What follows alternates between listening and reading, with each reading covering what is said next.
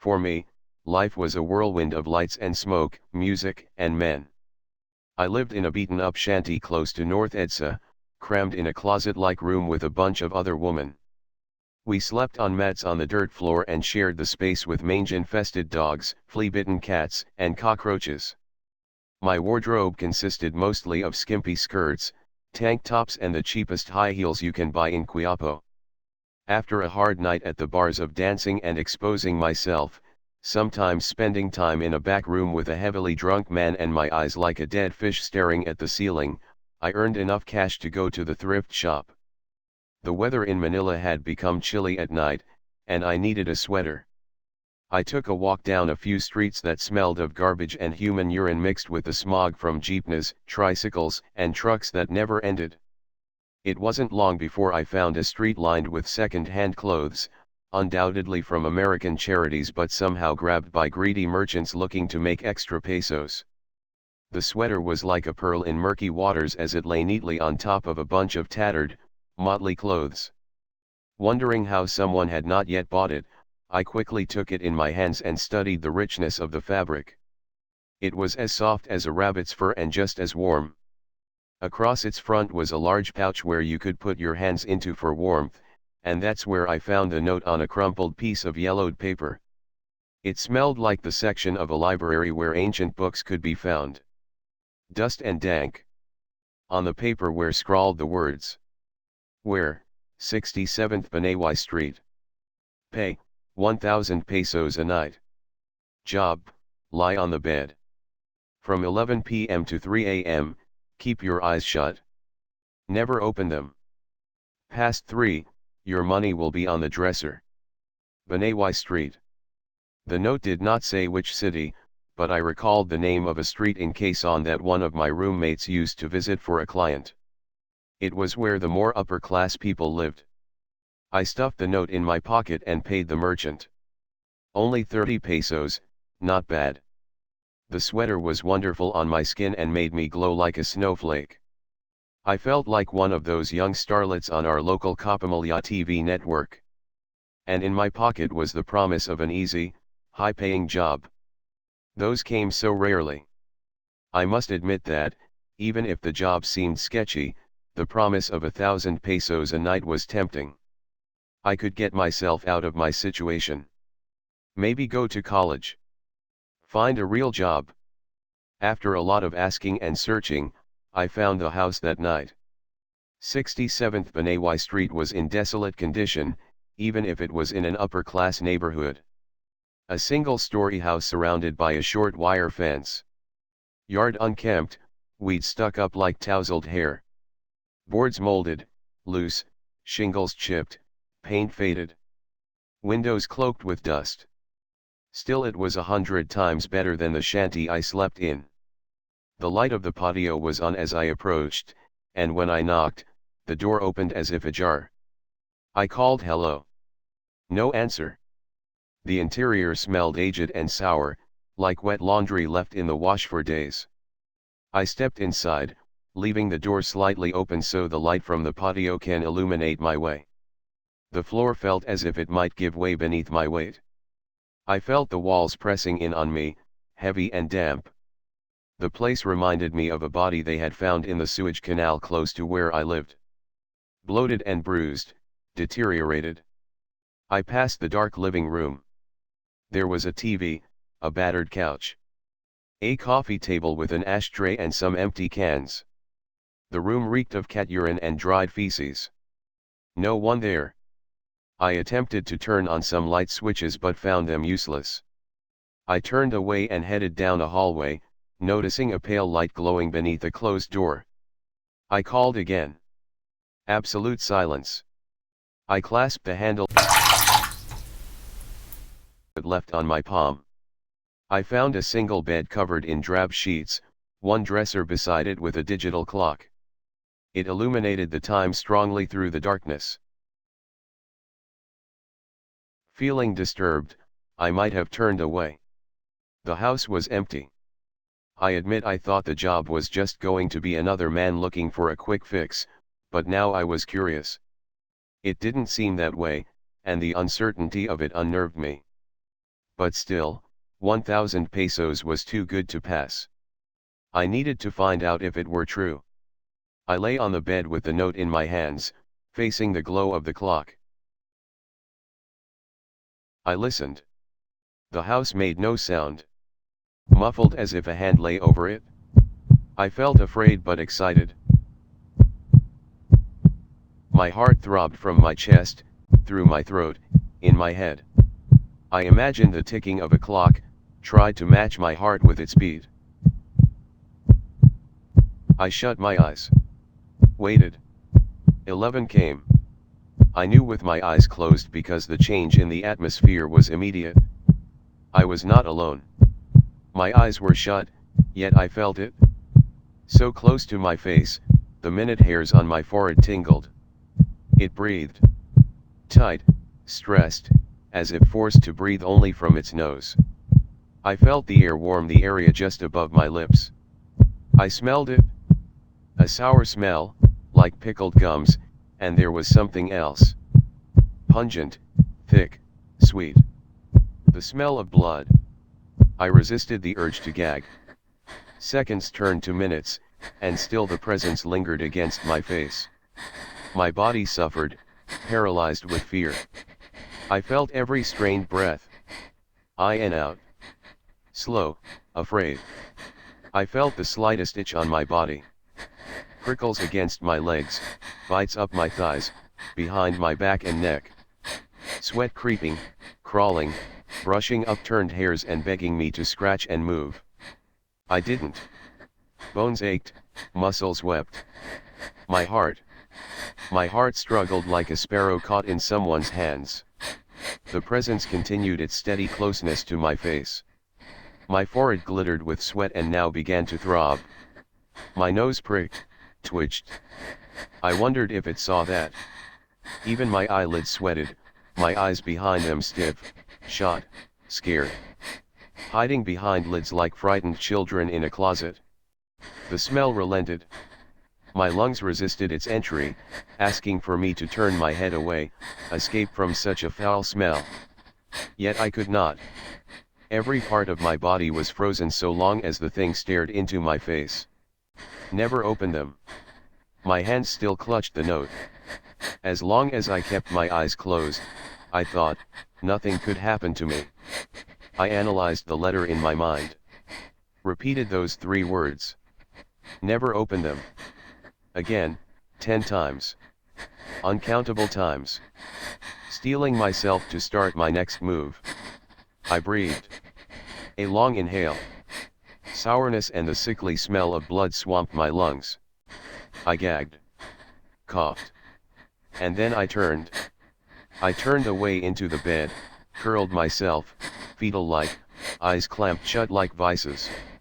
And when I relaxed, I felt it. Still there, a hair's width away from my face.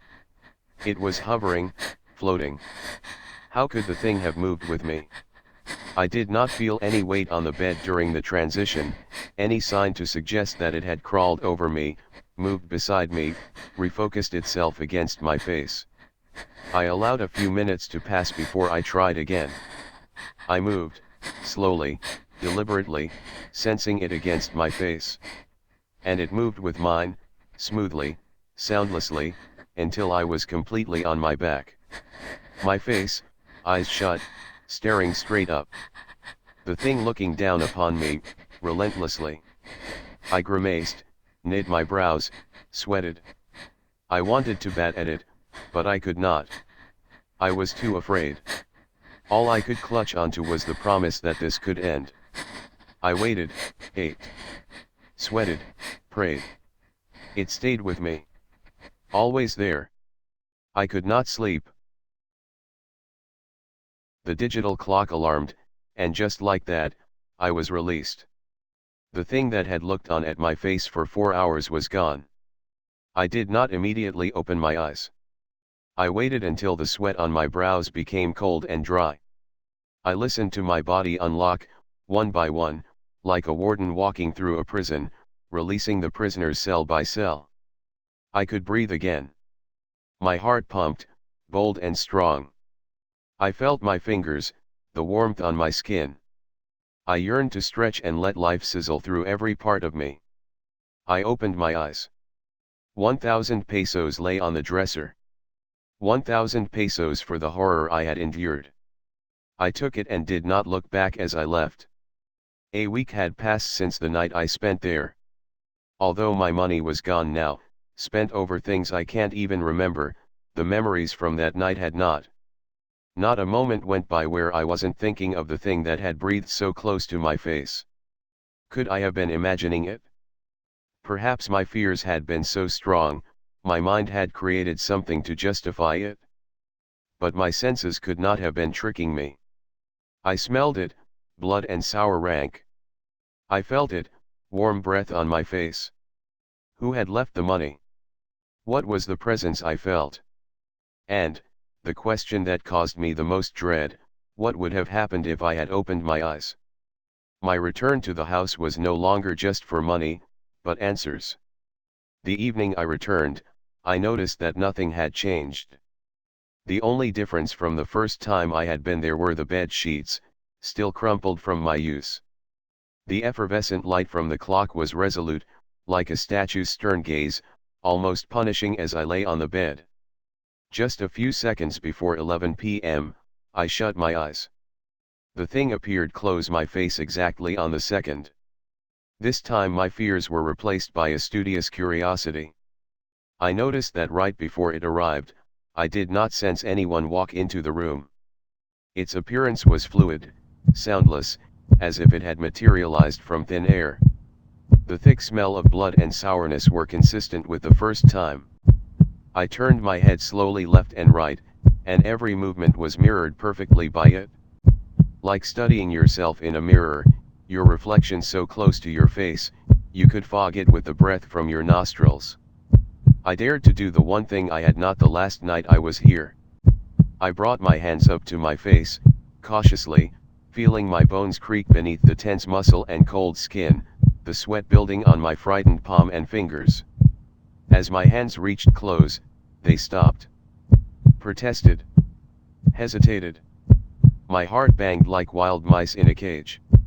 I grimaced, summoning all my courage, eyes sweating behind the lids, temples pounding. My hands moved again.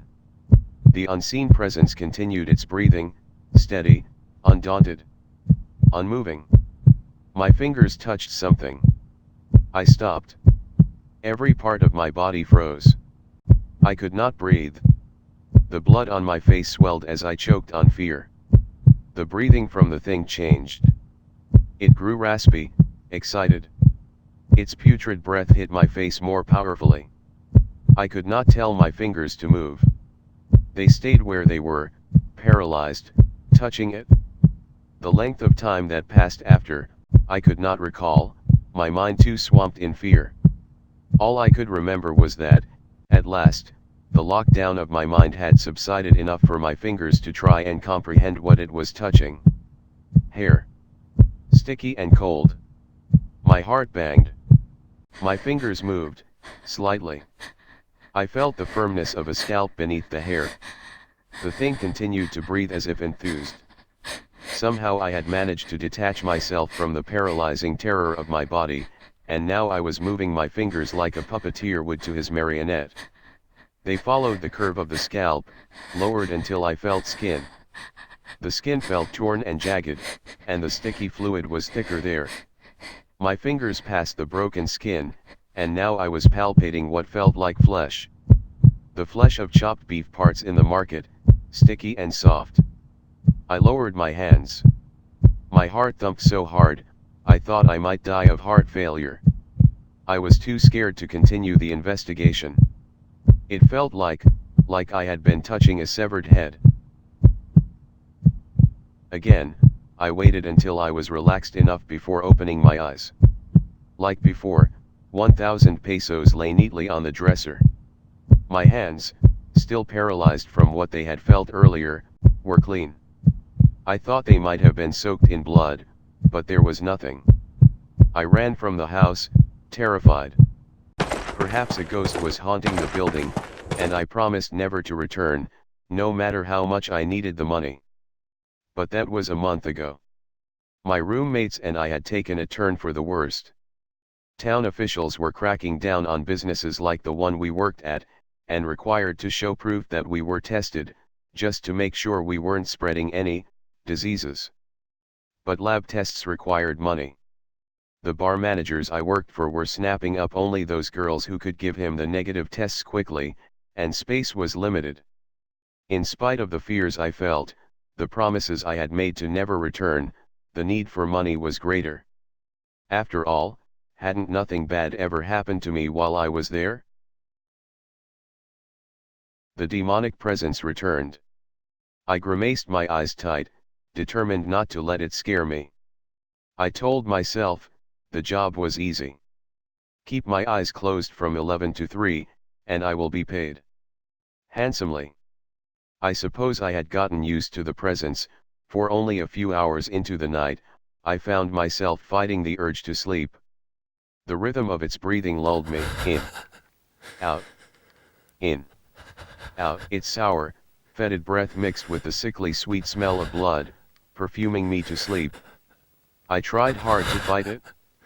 I failed, and soon sleep's heavy hand had successfully pressed down on my weary mind. The girl in my dream was pretty.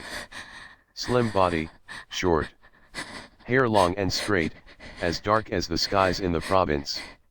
Eyes deep and shadowy. She watched me as I slept. So close to my face. I could place a hand to her cheek and ask why she was there. "Leave," she whispered. "Leave." Her face grew distorted, and then she started making choking, gagging sounds. I sat up with horror and watched as her skin turned to a ghastly blue. Her eyes bulged and turned red. She was trying to scream, say something, but all I could hear were the hoarse, ragged breathing sounds that watched me as and I was awake. By some miraculous reason, I had not opened my eyes, but the room was filled with the same choking, gasping noises I had heard in my dream. The floors shook as if there were some violent commotion happening in the room with me, and then silence. Only my beating heart banged in my ears. Still I did not open my eyes. Not now. Not until I could hear the alarm so I can safely take the money and leave. But it did not end there. The next sound I heard sickened me more than anything I had ever experienced. A rhythmic, moist sound, like someone carving flesh with a saw. And then dripping. A thump as something heavy hit the floor. I heard footsteps, heavy and slow, headed my way. Every inch of my body screamed to open your eyes. Run. I was shaking, sweating, so fear-stricken like a bellowing animal held upside down before its throat was slit. The footsteps kept coming. Breathe. Breathe. I couldn't. I needed to run. But I couldn't. I was afraid. I'd lasted for too long keeping my eyes closed. I couldn't open them, no matter how insane it sounded. The footsteps stopped, right next to the bed I lay on. The thing was once more pressed close to my face, breathing, gasping. It felt like my muscles would snap under the tension. My fear was like 1,000 knives angled toward my body, the slightest move threatening to kill me. Minutes stretched on, slowly, cruelly. I wanted out. Out of everything. The room. The need for money. The nights with strangers and terror of it all. Call girl. I wanted out. Out. Out. And then, a blessing like the sun after a typhoon. The sound of the alarm clock. I opened my eyes and found myself in an empty room. There was nothing there. Nothing on the floor where I had heard someone screaming and their body being carved. The money on the dresser, but it didn't matter. I didn't even grab it. I fled out of the house like a beaten dog. I could not sleep for the rest of the night. The next morning I sought out some answers to the house I had been visiting. The town captain believed my story that I was sent by a wealthy family to find out if the house was for sale and check if there was any history behind it. Years ago, a wealthy man once lived there. He was quiet and kept to himself, seemed to cause no harm to anyone. Every once in a while he took in a call girl to keep him company for the night, but many men did the same. Not much to be suspicious about, until the neighbors smelled something foul coming from his home. They found him in his room with the headless body of a girl on the floor. Who knows how long he had been there with the body, maybe days. He was standing still, like an upright coffin, and in his outstretched hand was the girl's head. He wouldn't put it down. Just held it out, so steady and still, his expression dead. They shot him right there. The captain opened a drawer and drew out a file. This is a photo of the girl they believed was killed. She was an orphan, only 16. Probably did what she did for the money. The other girls who worked with her said she had been with the man 2 other times, it was on the 3rd night when he killed her. Here, take it. She was the same girl from my dream, but what chilled me more was the sweater she wore in the photo. White and soft. The same one I had found in the second-hand store with the note in the pocket. I thanked the captain, barely able to let out the words. When I returned to my shanty later that day, I discovered that the white sweater had disappeared from my closet, and so did the note. When I asked my roommates if they had seen or taken it, all I got was the answer no. I gave up working as a call girl and found a job as a caregiver for an elderly couple. Although the work was hard and slow, I persisted and saved up enough money to start college. Sometimes I pass by the thrift store where I had found the white sweater with the cursed note. I remember the 3 nights I had spent with the dark presence and how insane I had been, returning even after so much fear. For money, for curiosity. That's what a call girl's life did to you. You become jaded to the dangers you repeatedly put yourself into. Sleeping with strangers, potential murderers. Returning for the money and thrill of it. I tried to stuff the memories into the dark cracks of my mind. Forget it. But still I wondered. What if I had opened my eyes? A few years later, I came upon an article in the news. A small one amongst a few other murders. They always wrote these stories with such detail, and my blood curdled. The body of a call girl had been found, her head severed. The girl's eyes were wide open.